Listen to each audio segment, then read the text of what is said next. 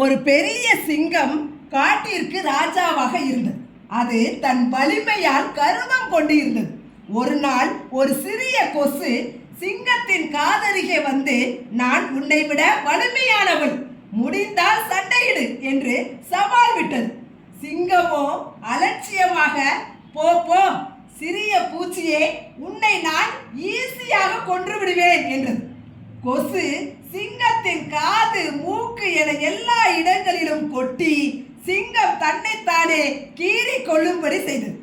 சிங்கமோ வலி தாங்க முடியாமல், என்னை மன்னித்து விடு, நீயே வலிமையானவள் என்று ஒப்புக்கொண்டது.